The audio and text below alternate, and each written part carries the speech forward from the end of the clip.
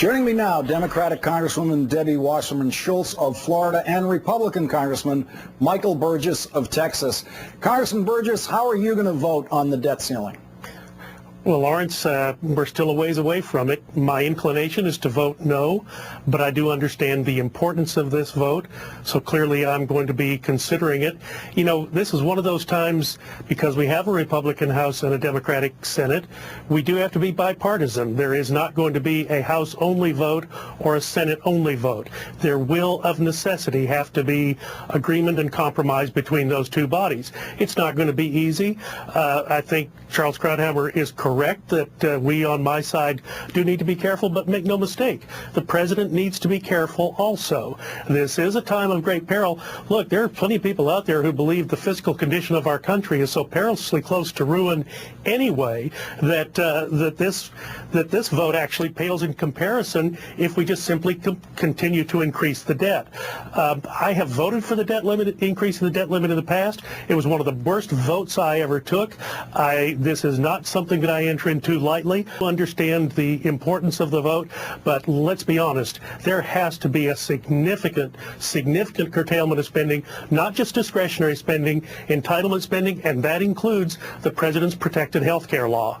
Congresswoman Schultz, do you think Republicans like Congressman Burgess, who have bitten the bullet and voted for debt ceiling increases in the past, will be able to prevail on enough Republicans, and you will be able to bring enough Democrats to a vote to get this thing passed in the House when necessary? Well, I think what you heard my colleague say is that he's leaning towards voting against it. So, I mean, so far, he seems like the rest of the Republicans that I've heard over the last several days, like he's responding to the stranglehold that the Tea Party members have over the Republican Party right now. So, you know, responsibility is thrown out the window, and they are literally willing to jeopardize what the full faith and credit of the United States means, Lawrence. So, you know, what Dr. Burgess has laid out is that we either, and that's what I've heard him say, we either vote to raise the debt ceiling, but only if we privatize Social Security and turn Medicare into a voucher program. I mean, those are simply unacceptable non-starters that are absolutely going to damage the safety net that American seniors have in this country, and it's the first-class example of what the Republicans are really all about. Congressman Burgess. Well, wait, let me respond to that, because that's just sheer nonsense, and the Congresswoman knows that is true. But realistically, the damage that was done in the last 7 months when an additional $1 trillion was added to the debt, and we got nothing for it. Do you see new infrastructure? Do you see jobs? Do you see new schools? Really? This is the problem that is out there. The federal spending is completely out of control, and if there are not safeguards, I'm prepared to vote against the increase of the debt limit, absolutely. Well, Congressman Burgess, as you know, it's easy to vote against the debt ceiling, and very frequently, you know, almost half of the Senate votes against it because they know one simple thing, what Charles Krauthammer has said, which is that it is going to pass. Well, and Senator Obama voted against the debt limit in 2006. That's right. Barack Obama cast one of those convenient votes against it in the Senate because he knew it was going to pass. I've seen both Republicans and Democrats vote both ways on it, depending on who was in power, but they always know it's going to pass. Do you feel that within your caucus there is any serious threat to it actually passing? Do you think your caucus is capable of actually jeopardizing the world economy by not passing it? Well, look, the economy of the United States is perilously close to ruin in any case. I think this is our opportunity to pull us back from the brink.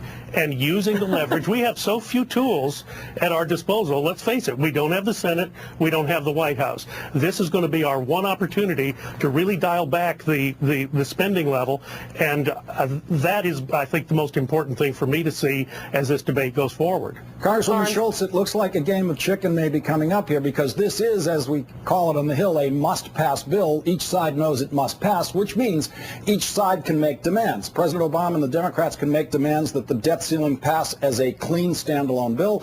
Republicans can make demands that it pass only with attached spending cuts. How do you see this game playing out, and do you think the Democrats can hold the line and get a clean debt ceiling passed without any draconian spending cuts attached to it by Republicans? Well, if the Republicans realize that they are in the majority now in the House and that they must be responsible and that they can't just sit on the sidelines and fold their arms and and make criticisms, then possibly. But I think that the danger here, and they've shut down the government before. Let's remember back when Newt Gingrich was Speaker, they've shut down the government before.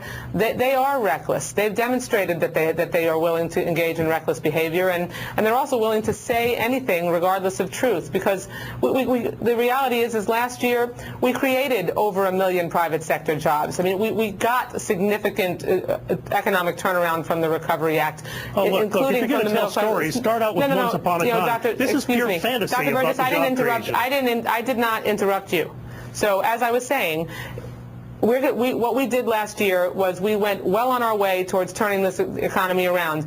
If the Republicans are so irresponsible that they are going to jeopardize the full faith and credit of the United States by not raising the debt ceiling, then that is going to be on them, because they are in charge of the House of Representatives now. I hope that they're willing to be responsible and do the right thing. We're going to focus on spending cuts because we need to make sure that we get a handle on spending, but we also need to make sure we do that responsibly. If what they mean by spending cuts is privatizing Social Security and turning Medicare into a voucher program, which is absolutely what you just alluded to, Mike, then we are going to have a serious problem in America. Okay, we're going to have to leave it right there for tonight. Democrats have two branches of government right now. It's hard to see how it's the Republicans' responsibility. Well, it would be great if we could come together. It's on you now. We have to wrap it there. If I'm this sorry. does not pass, he is obligated to work with us. Okay, we'll see. All right. Now we have an agreement. We are all going to stop. Congressman Michael Burgess, thank you very much for joining us tonight. And